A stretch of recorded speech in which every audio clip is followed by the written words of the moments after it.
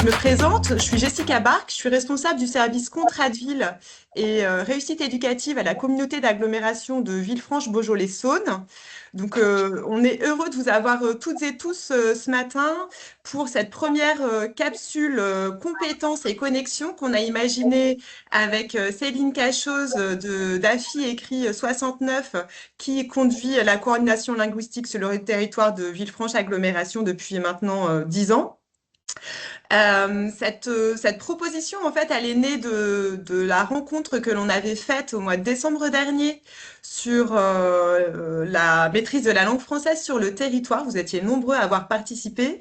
Et on avait entendu une volonté chez les uns et les autres de se retrouver, de faire réseau. Donc c'est pour ça qu'on trouve le terme connexion, enfin dans ces petites capsules. Pour nous, l'idée, c'était de faire du lien entre nous et aussi de vous amener de la connaissance sur une thématique précise. Donc là, on est sur le volet compétences, de tous monter en compétences ensemble autour d'un sujet. Ce qu'on a imaginé comme format, c'est un format plutôt court d'une demi-heure et on va essayer de se tenir à ce cadre-là. On va être gardien du temps aussi. Une demi-heure pour faire le tour d'un sujet avec des intervenants à chaque fois, avec donc un zoom sur une thématique spécifique et puis un temps d'échange questions-réponses. Donc il y a un petit chat. Si au fil de l'eau vous avez des questions, n'hésitez pas à les formuler. Moi, je vais regarder en parallèle le chat. Mais rassurez-vous, à la fin des temps de présentation, il y aura aussi un temps de questions-réponses où là, vous pourrez prendre la parole aussi ceux qui le souhaitent.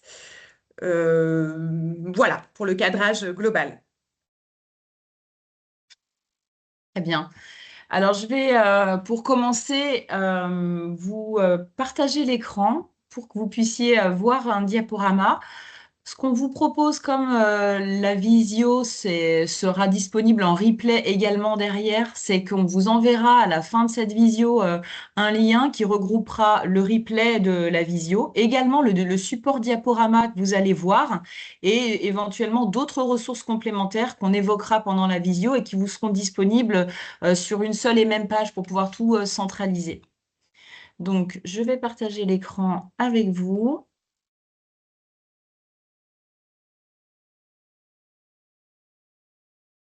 Voilà. Ok, super. Donc là, ça reprend ce que disait Jessica sur voilà, le contexte, que ça se fait bien dans le cadre de la coordination linguistique de Villefranche. Voilà, vous allez voir dans un premier temps un petit temps de présentation globale du fonctionnement de... Ah, Jessica, je te laisse gérer les micros et les participations de chacun dans la salle d'attente si tu peux Pas les de accepter au souci. fur et à mesure. Il y en a encore qui arrivent, qui viennent nous rejoindre. Ok. Génial. Alors, du coup, nous allons faire un petit temps d'abord de présentation de l'examen Parfait. civique. Nous allons faire aussi un temps de présentation par les deux centres d'examen qui sont présents sur le territoire de Villefranche et qui vont présenter leur offre de service par rapport à cet examen civique, qui est un examen nouveau. Donc, merci encore à la CCI du Beaujolais et à Léo Lagrange Formation d'être parmi nous et de nous faire le plaisir de pouvoir présenter leur offre de service et de répondre à vos questions par la suite. Et on va commencer rapidement par cette présentation-là. Donc, les données sont issues en grande partie d'un webinaire qui a été diffusé dans le cadre du projet Doc en Stock sur le mois de février, qui présentait les différentes certifications linguistiques et civiques. Donc là, on a repris quelques données de ce webinaire pour vous remettre un peu un contexte par rapport à ce nouvel examen. Donc, effectivement, il s'inscrit dans la loi du 26 janvier 2024 pour contrôler l'immigration, améliorer l'intégration, la loi CIAI. Et il a été mis en place 2 ans plus tard, là, donc seulement à partir du 1er janvier 2026. Il s'adresse en fait aux personnes qui ont besoin de faire une première demande de titre pluriannuel ou de carte de résident. Ça, c'est hors exception. Certains titres de séjour, certaines nationalités, certains statuts, notamment réfugiés, etc., ne passent pas forcément par cette exigence-là. Je vous donne vraiment le parcours classique de l'intégration. Donc, toute première demande de titre de séjour. Et puis, pour les demandes de naturalisation. Les inscriptions et les préparations à cet examen civique sont personnelles. Certaines personnes peuvent avoir un petit temps de préparation dans le cadre de leur parcours avec l'Office. Ils sont signataires d'un contrat d'intégration républicaine et qu'ils ont pu donc bénéficier à ce titre-là d'une formation civique lors de laquelle il y a une petite préparation aussi à cet examen civique. Mais en dehors de ces bénéficiaires, les personnes ne doivent se préparer seules. Le format de l'examen, donc on est sur un QCM qui est de 40 questions. Ça dure à peu près 40-45 minutes maximum. Ça se passe sur ordinateur la plupart du temps. Il faut réussir 80% il faut avoir 80% de bonnes réponses, c'est-à-dire 32 bonnes réponses au minimum. Sur ces QCM, il y a 3 ou 4 choix de réponses, mais il n'y a qu'une seule réponse positive, enfin, une seule bonne réponse possible. Les réponses valent 1 point chacune et une mauvaise réponse ou pas de réponse égale 0. Donc, n'enlève pas de mauvais points. Voilà, donc au moins répondre à toutes les questions. Il y a 2 types de questions dans cet examen, des questions de connaissance et des questions de mise en situation. Donc, il y a 28 questions de connaissance et 12 questions qui sont des questions plutôt de mise en situation. Donc, on va y revenir juste après. Avant ça, il faut savoir qu'il y a 3 versions du test, puisque ça va dépendre du projet administratif de la personne. Si la personne a un projet administratif de pouvoir obtenir une première carte de séjour pluriannuelle de 2 ou 4 ans, il faudra qu'elle le précise à l'inscription pour demander que l'examen civique soit réalisé dans sa mention carte de séjour pluriannuelle. Si la personne en a besoin pour obtenir une première carte de résident de 10 ans, elle devra le préciser pour que ce soit noté examen civique, mention carte de résident.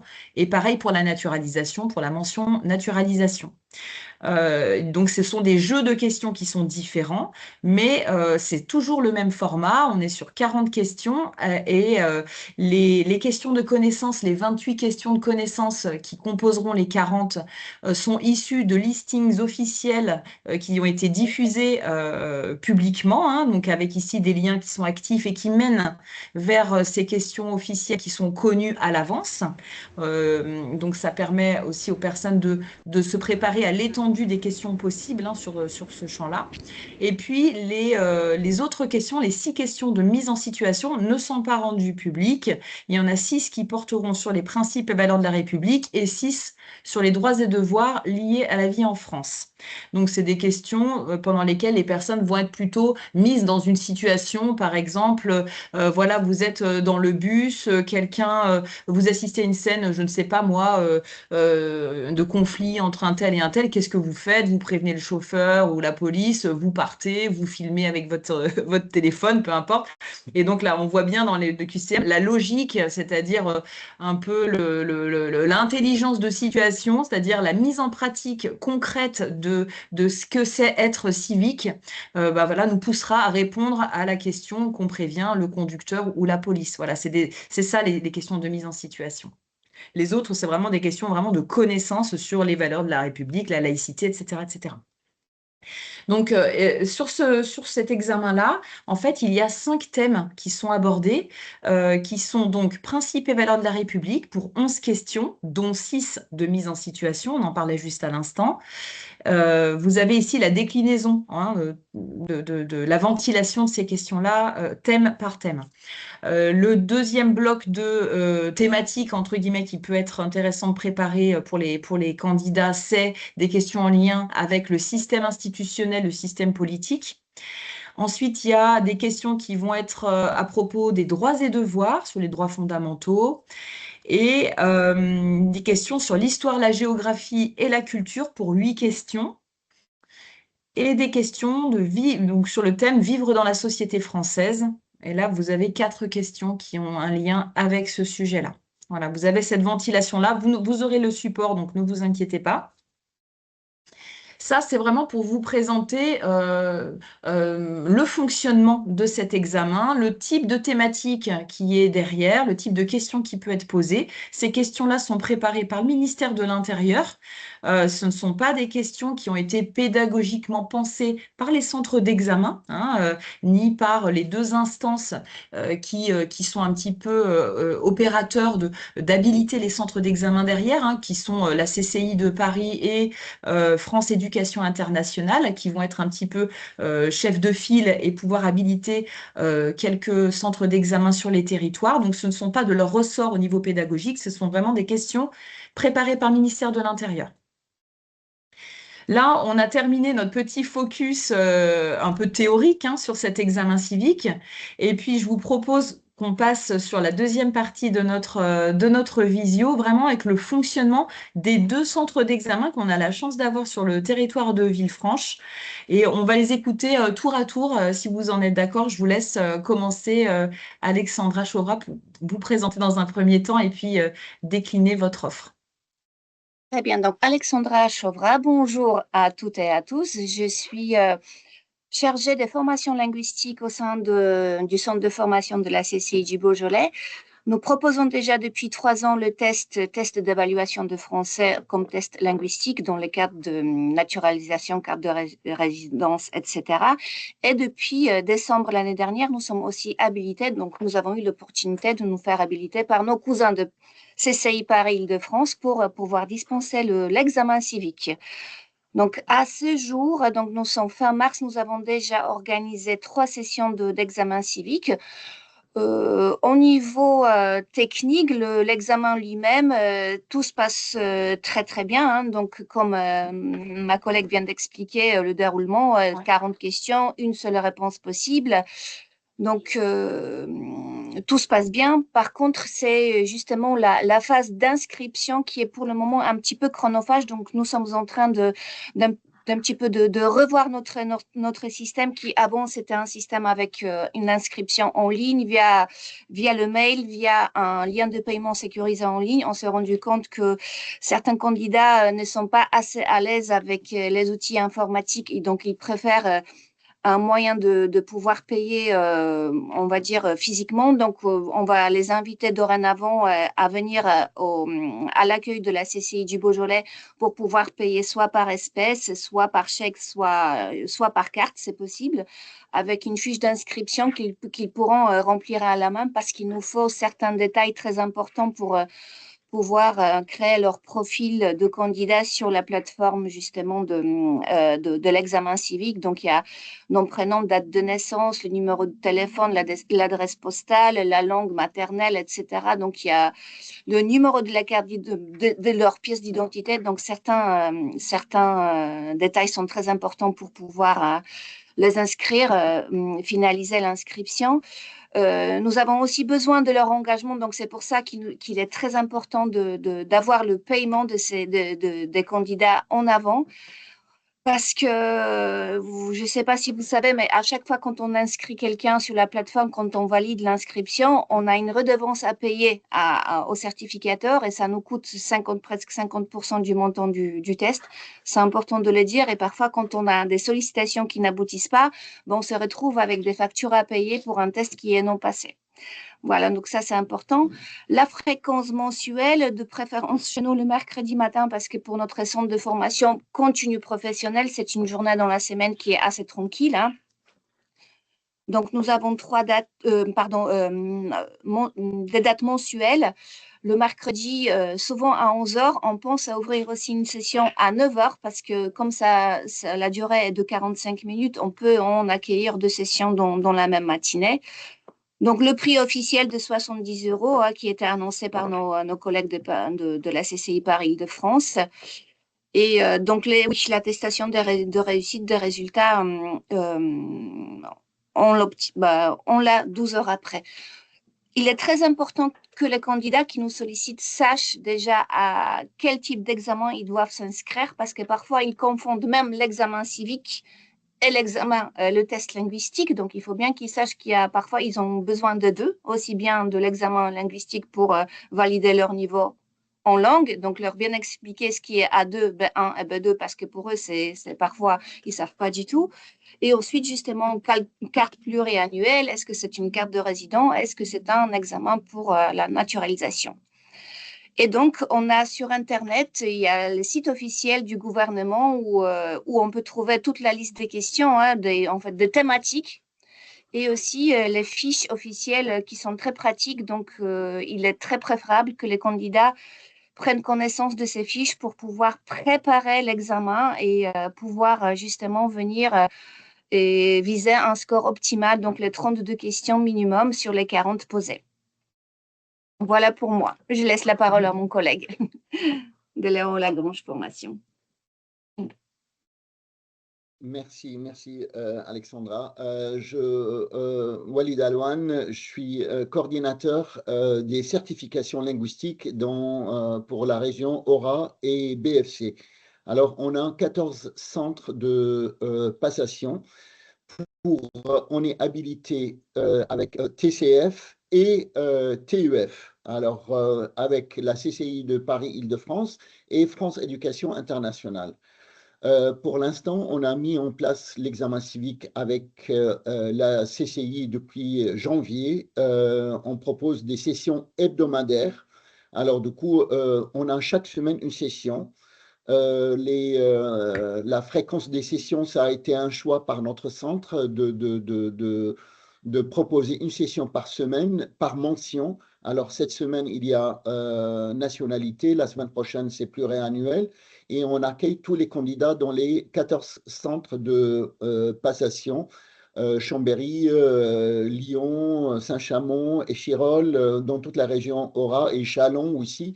Et bientôt aussi, on va demander aussi pour le BFC et Villefranche. Pour l'instant, on n'a pas encore commencé, mais on a mis en place les sessions dans la plupart des centres. Le candidat, il s'inscrit sur notre site. On a demandé à la CCI moi, je crée toutes les sessions en ligne. Alors, du coup, j'ai toutes les dates. Le candidat, il va s'inscrire sur le site. Il va aller être orienté directement sur le site de la CCI. Il doit choisir, je veux passer l'examen civique pluriannuel. Et quand il choisit pluriannuel, et il va choisir le site, par exemple, il va demander de passer à Villefranche. Il va avoir toutes les dates, par exemple, de avril, mai, juin, juillet, toutes les dates. Et il va pouvoir choisir les dates qui lui correspondent en fonction de la mention qu'il a choisie. Ça veut dire que quand il va avoir, par exemple, quand il va choisir pluriannuel, il va avoir toutes les dates de l'examen civique pluriannuel dans le centre qui a été choisi. Le candidat, une fois qu'il va faire une préinscription, moi, je vais lui envoyer un lien sécurisé pour payer en ligne. Une fois que le paiement est effectué, moi, je vais l'inscrire, je vais valider sa demande, je vais lui envoyer une convocation et il va aller, le jour de l'examen, passer son test. Par jour, puisque la durée de l'examen, c'est 40 minutes, alors du coup, on peut accueillir 40 candidats. Alors, 10 candidats, c'est en fonction de la taille des salles. Et voilà, ça veut dire que dans chaque salle, on a 10 ordinateurs. Alors, on peut accueillir 10 candidats à 9 heures, 10 candidats à 10h30 et ainsi de suite jusqu'à la fin de la journée. Alors, du coup, on est prêt pour accueillir 40 candidats. Les sessions se passent très bien. On est à cette fréquence depuis février, depuis janvier. On certifie beaucoup de candidats. Je n'ai pas les chiffres pour l'instant, mais voilà, ça veut dire que plus qu'une centaine par mois, voire par semaine, parce que parfois on a des sessions à Valence, à Chambéry, avec 40 candidats par jour. Alors du coup, il y a énormément de demandes et on répond à toutes les demandes. Voilà, le prix, c'est 73 € et modalité d'inscription, c'est paiement préalable en ligne. Une fois que le candidat il va payer, voilà, on valide sa demande, on lui envoie une convocation et puis après, il va, le jour de l'examen, passer son test. 40 minutes devant l'ordinateur et puis après, il reçoit les résultats le lendemain. Il peut se réinscrire en cas d'échec pour la semaine prochaine ou le lendemain. Alors, du coup, il n'y a pas de délai à respecter entre deux sessions. Ça, je parle de l'examen civique. Pour l'examen linguistique, c'est autre chose. C'est pour le TEF et le TCF qu'on met en place. Et d'ailleurs, aujourd'hui, il y a un examen de TCF à Villefranche. Et voilà, ça veut dire que ça, c'est pour le TCF. Je ne vais pas exposer parce que notre sujet, c'est l'examen civique. Voilà, ça c'est en ce qui concerne l'examen civique et ça se passe très bien pour nous. Donc, Walid, ce que vous précisez, donc, quand vous parlez de votre retour d'expérience sur ces sessions qui fonctionnent très bien, vous êtes sur d'autres sites, je pense à Vaux-en-Velin, sur lequel vous êtes assez actif là, depuis le début de l'année. Depuis Mais janvier, donc, oui. du coup, on a compris au fil de votre présentation que ça n'avait pas encore démarré Ah, effectivement sur le territoire de Villefranche. Est-ce que vous pouvez en dire un petit peu plus sur une date de démarrage ou à quel moment les partenaires pourront savoir les prochaines dates de session, par exemple? oui, voilà, ça c'est parce que les conventions, FEI, il a mis en place aussi un peu tardivement. La Mhm. CCI, ils étaient très réactifs. On a commencé les webinaires et la mise en place depuis novembre 2025. Ils ont eu le marché. Alors, et puis après, janvier, on a mis en place les premières sessions TCF avec la CCI pour les premières sessions examen civique. Mhm. FEI, ça a été un peu plus, voilà, ils ont un peu pris leur temps. Et puis après, une fois que voilà, ils étaient habilités par voilà, le ministère de l'Intérieur leur a demandé de mettre en place l'examen civique, ils ont commencé. On vient de signer les conventions il y a en début mars. Et puis après, voilà, on va mettre en place les premières sessions peut-être fin avril ou début mai. Voilà, ça c'est D'accord. voilà, à Villefranche. D'accord. Ok, merci. Oui, donc c'est pour ça, c'est ce qui explique le retard un peu de la mise en place sur le territoire de Villefranche hein, au niveau de Oui, cet examen, puisqu'il est géré par FEI, qui, je le rappelle FEI. pour les participants, est France Éducation Internationale. Hein. À l'écran, on le voit, FEI, c'est cet En- organisme-là derrière qui va Anciennement habiliter le les centres CIEP. d'examen. Voilà. Voilà. Merci beaucoup pour vos deux Je t'en prie. présentations. Je vous propose qu'on aille vraiment sur les questions pour terminer. Et si vous avez des questions dans le chat, Jessica, que tu veux relayer ou Oui, directement de vive voix, n'hésitez pas. oui, parce qu'on a déjà deux questions qui nous sont posées via le chat, avec une première qui est de savoir si le candidat peut se présenter autant de fois à l'examen civique en cas d'échec. Il n'y a pas de Oui, nombre. voilà, il peut continuer autant de fois, tant qu'il paye, voilà, il peut passer l'examen et le délai, c'est voilà, après 2 jours. Alors, on n'a pas vraiment de délai, c'est le temps de s'inscrire et puis après, il peut le repasser la semaine suivante et autant de fois qu'il le souhaite. Et D'accord. seulement, je précise aussi, les candidats, ils peuvent choisir eux-mêmes. Alors, voilà, ça veut dire que il n'y a pas c'est eux qui choisissent pluriannuel, carte de résident ou naturalisation. Un candidat, il ne sait pas ce qui va se passer à la préfecture et il me dit, voilà, moi je ne sais pas qu'est-ce qui va se passer, alors je préfère passer 2 tests pour la naturalisation. S'ils vont refuser, alors j'ai l'attestation de carte de résident, il peut passer les 2 tests. Alors, du coup, voilà, il n'y a pas de problème dans ce cas-là. Très bien. Et est-ce qu'on a une vision sur le taux de réussite, nous demande une autre personne. Moi, j'ai calculé, on a quelques échecs, mais voilà, ça veut dire que euh, voilà, on n'a pas encore fait les stats, mais pour la session de 40 candidats, je vous donne un exemple, et peut-être il va y avoir 2 ou 3 candidats qui passent pas, qui ont des scores inférieurs. Mais le reste, voilà, la plupart des candidats, ils réussissent. Mais après, il faut qu'ils préparent aussi. Euh, on a deux autres questions. Une première qui a été, je pense, abordée de si on repasse l'examen, on doit repayer systématiquement. Ça vous confirmez? Oui. Hmm. Et quand on a déjà demandé la naturalisation, dossier déposé il y a 2 ans, est-ce qu'on est concerné par l'examen civique? Alors ça, moi, je m'aventure pas dans les... Voilà, je leur demande d'aller à la préfecture, de se renseigner pour être sûr de ce qu'il leur faut comme document. J'interviens pas dans les décisions de la préfecture parce que, voilà, ça veut dire que les candidats, ils doivent savoir exactement ce qu'ils veulent comme document et nous, on les inscrit, mais on ne leur donne pas les informations qui relèvent de la compétence de la préfecture, quelque part, pour ne Très bien. pas créer des confusions. Et puis après, le candidat, une fois qu'il va aller à la préfecture, il va leur dire, j'ai passé cet examen, la préfecture va leur dire, maintenant, vous n'avez pas besoin de le faire. Alors, du coup, ça va revenir, voilà, ça veut dire que nous, on ne renseigne pas sur ce Mhm. point-là.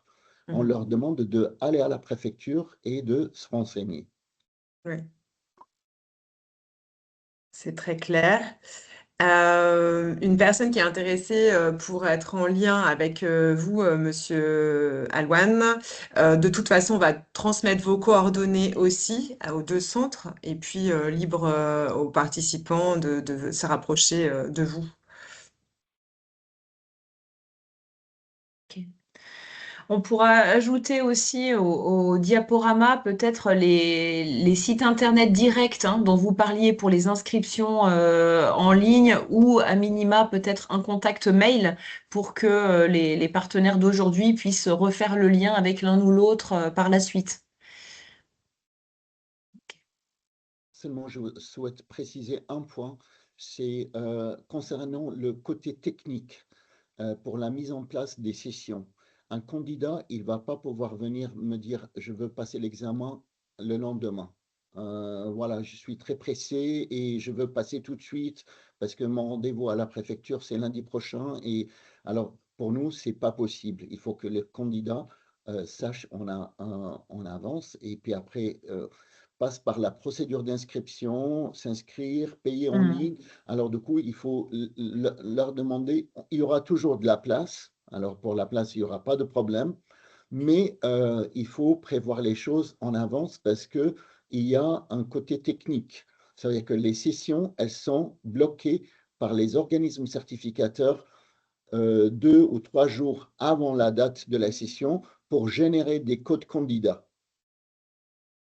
Alors, du coup, par exemple, la session de vendredi, aujourd'hui, je ne peux pas ajouter quelqu'un.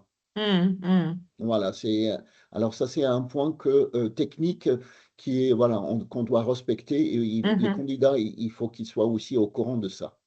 D'accord. Merci pour cette précision. Merci. Très bien. Est-ce qu'il y a d'autres questions? Alors, il y a Yves Husson, donc sur la dynamique soif de République sur le territoire de Villefranche, qui se propose de relayer quelques questions à la DMI, à la Direction des migrations et de l'intégration, donc de la préfecture du Rhône, notamment sur les questions de dossiers de naturalisation déposés en amont du fameux 1er janvier 2026, ou des démarches qui auraient été déjà lancées sur l'année civile 2025, est-ce qu'elles sont éligibles ou pas, voilà, pour effectivement avoir peut-être une réponse par écrit un peu plus éclairante là-dessus. Merci Yves, effectivement, on vous les fera passer par écrit si c'est d'accord.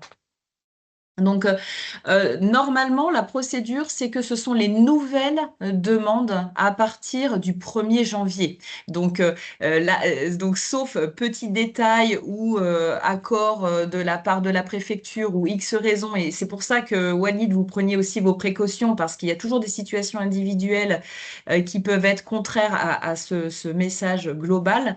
Mais le message global, c'est que sont concernées les personnes qui font une première demande de titre de séjour enfin, depuis le 1er janvier. Et puis pour les naturalisations, c'est pareil. Donc normalement, sur le papier, ils ne sont pas concernés. Mais je vous invite vraiment à avoir de la prudence par rapport à ça, puisque le sujet étant tellement nouveau, mouvant, et on constate aussi que parfois, voilà, les avis d'une préfecture à une autre ou les pratiques ne sont pas forcément toujours sur les mêmes critères. Donc, merci, Monsieur Husson, son, de pouvoir en tout cas porter ces questions-là auprès de la DMI qui pourra nous faire un retour sur ce qu'il en est effectivement pour 2026. Les Algériens sont-ils concernés par l'examen? Les Algériens sont dispensés de l'examen civique. Ça, c'est fait. C'est comme les réfugiés, les bénéficiaires de la protection subsidiaire internationale, etc. Il y a des personnes qui ne sont pas concernées par cet examen civique parce que, par exemple, ils ont fait un bout de leur parcours scolaire aussi en France. Voilà, il y a des critères comme ça de dispense, mais qui sont vraiment propres à chaque parcours individuel et chaque titre de séjour. Donc, une extrême prudence par rapport à ça. Je vous invite, si vous avez des hésitations sur certains titres de séjour, vraiment à prendre un rendez-vous individuel avec une association qui est l'ADAT. Cette association-là, sur la région Auvergne-Rhône-Alpes, propose à toute structure, même les associations portant des ASL, de prendre des rendez-vous individuels pour faire un point individuel sur des situations administratives et de répondre au plus juste à des situations précises. Donc, c'est des rendez-vous qui sont gratuits. Ils ont des financements pour rendre ce service-là. On vous le mettra aussi dans le pack des informations suite à cette visio, puisque si vous avez beaucoup de demandes sur des situations très particulières, très personnelles, ça peut vraiment être votre relais de proximité. Ce sont des juristes en face qui répondent à vos questions. Et les liens vers les sites de préparation. Alors, il y a des sites qui peuvent tout à fait, qui fleurissent, je dirais en ce moment. Plusieurs organismes de formation, plusieurs structures ont commencé à proposer des activités d'entraînement au QCM en ligne. Donc, il y a effectivement plusieurs outils qu'on pourra vous mettre à disposition. La date dont je viens de parler a également prévu toute une sorte de batterie de tests blancs, de QCM et d'entraînement. Donc, vous pourrez aussi les retrouver facilement. On vous compilera ça sur un document aussi. Ce qu'on va faire, c'est qu'on va vous envoyer un mail avec le lien qui comportera le replay, le diaporama et les ressources dont vous parlez. Comme ça, vous pourrez à un seul et même endroit retrouver l'ensemble des informations. Ce sera centralisé à un seul et même endroit. Et on l'hébergera sur le site Parlera, puisqu'en fait, il y a déjà une page internet sur ce site parlera.fr qui décrit tout ce qu'on fait dans le cadre de la coordination linguistique de Villefranche. Donc, il pourra héberger toutes les ressources et les productions issues de ces capsules Coco. Merci pour vos retours. On arrive à la fin de notre temps de visio. Un immense merci pour votre connexion de ce matin. On espère vous avoir apporté cet éclairage-là et l'opportunité de poser vos questions. La prochaine capsule, puisqu'on a un souhait d'être sur une fréquence mensuelle, aura lieu le mardi 28 avril. On va être sur le dernier mardi de chaque mois. Voilà, on va tester ce rendez-vous récurrent. Mardi 28 avril prochain, le sujet sera différent à chaque fois. Donc, la prochaine thématique sera en présence du Greta, qui est d'ailleurs connecté, on a vu dans les commentaires ce matin. Donc, avec un zoom sur le dispositif Expérience sans frontières.